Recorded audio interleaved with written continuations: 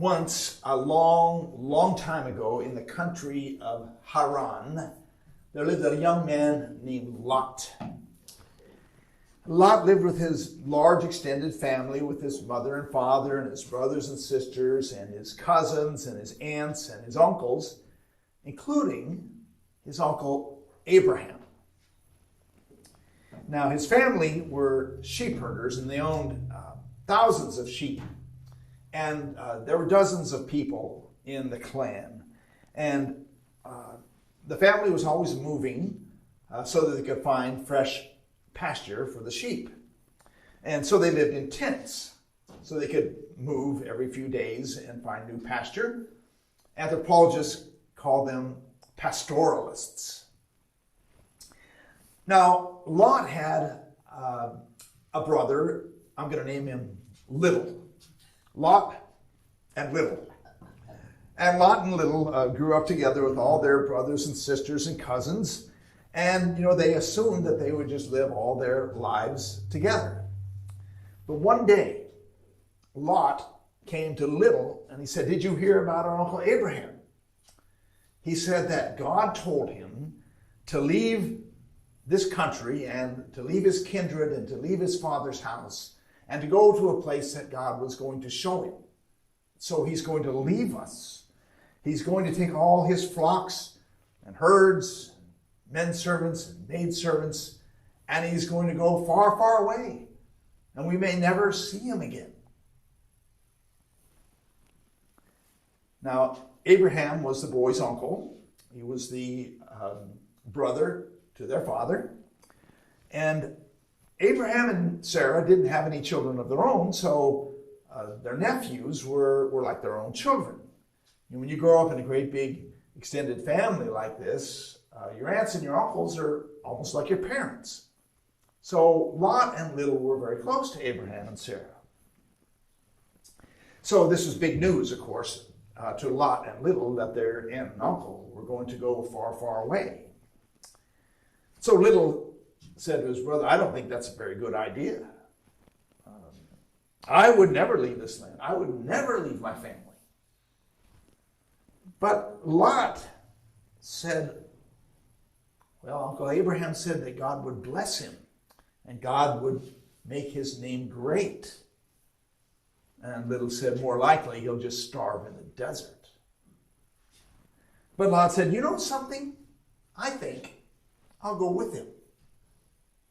And Little said, "No, you can't do that. You're my brother. You have to stay here and stay with our family." But Lot said, "It's my family. Uncle Abraham is my family too. And if God is going to bless him, I want to be part of that blessing. I'm going." And Little said, "Well, who is this God anyway? How does Abraham know who God is anyway?" And Lot said, "He just knows." Little said, well, how does he know where he's going? What if the land turns out to be a wasteland? What if there's no water or pasture for the sheep? And what if he meets enemies on the way? What if he gets in trouble and there's no one to rescue him? Now, this does not sound like a good idea. But Lot said, he's blessed by God, so I'm going with him. And when Abraham set out with all his flocks and his herds and his men servants and his maid servants, Lot went with him.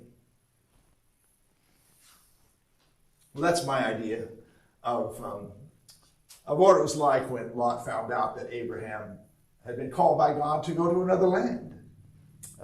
What he might have said to his brother if he had a brother.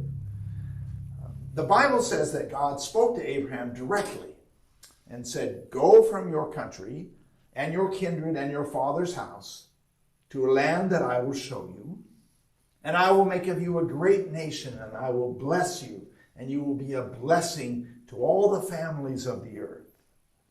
And Abraham obeyed God. He took his flocks and the people who were part of his extended family and his wife Sarah and his nephew Lot, and he started off on a journey that was hundreds of miles through unknown territory.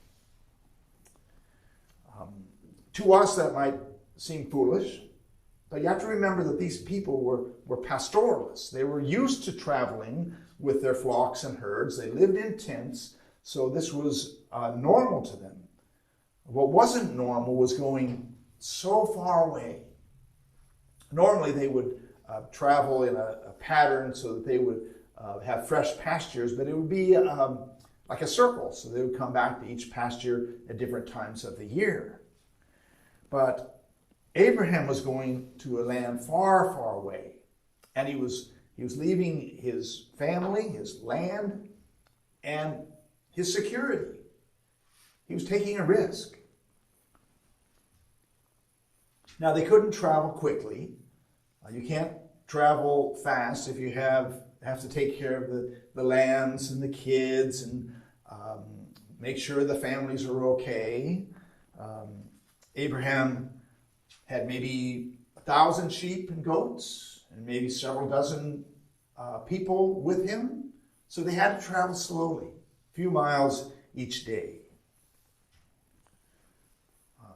No one knew what they were going to encounter as they traveled. No one knew whether there would be enough water and grass for the animals. But Abraham believed. He believed that God was going to take care of him and God was going to bless him, and so he kept going. For weeks and weeks and for months on end, they kept traveling through the land, and sure enough, there was always enough water and there was always enough grass, and so they were able to keep going. And finally, after many months, they came to the land of Canaan. And God appeared to Abraham and said, "This land is the land that I'm going to give to your offspring, to your descendants." And so Abraham built an altar there. There was an oak. There's not many trees in that land, so the oak was a good landmark. And they would remember it and be able to come back to it. And he built an altar there to the Lord to mark this spot that God had spoken to him there. Now, Abraham believed God that he would have offspring to leave this land to, even though Abraham was 75 years old and Sarah was 65. That's a good sign for us who are getting up in years. 75 years old, Abraham starting off a whole new career. Now, Abraham, he didn't stop there. He didn't settle down and become a farmer. I mean, he was a pastoralist. He was a herdsman. He kept on moving with his flocks and his herds and would be able to come back to this place. And there were people living there, the Canaanites, who were farmers. They had villages, they had fields, they didn't move about. But Abraham was not a farmer. Now later on, his descendants would come back to that place and they would become farmers. They would mix in with the people of Canaan and live there as farmers, but not Abraham. He was a herdsman.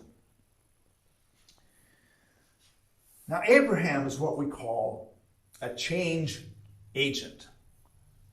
Some people are the ones that bring about change. They're change agents. And Abraham made a change in his family and in his clan that would affect thousands of generations to come. He could have stayed in Haran with his father's house and with his father's people. He could have done what a good son and brother would do, but he listened to God and he made a change. He set out for Canaan.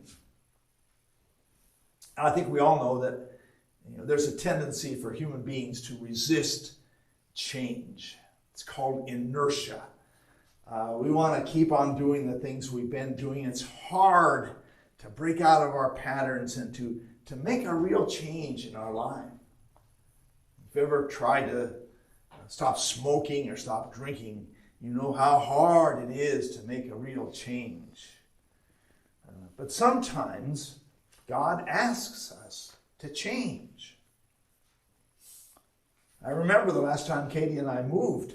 It's about 15 years ago, We had to say goodbye to all our friends and close out our accounts and say goodbye to the doctors and get our records. We had to clean out the house and put it in the U-Haul, travel up here and find a new place to rent and establish new relationships, new doctors, new dentists, new friends. I mean, it was just exhausting. And I said, I don't ever want to do this again. No more moving. But sometimes we have to move.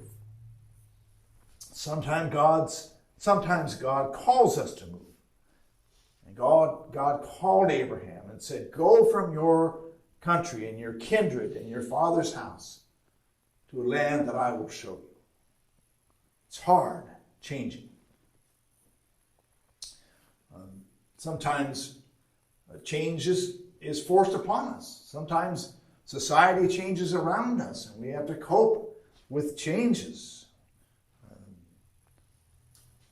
In my first church in Kansas, I had a parishioner who was a curmudgeon. He didn't like change. And he told me, the world is changing too fast. I don't like it. And the church is the one place that should never change. But even the church has to change. At least this man, he was honest about it and said what he thought. But the church has to change sometimes. God said to Abraham, go to the land that I will show you, and I will make you a blessing. I will make your name great, and you will be a blessing to all the families of the earth. Well, Abraham is considered our spiritual ancestor because he was the first person in the Bible who really heard God and listened to him and believed him and acted. He left his country and his kindred and his father's house, and God blessed him. So may we be like Abraham, and may God bless us too.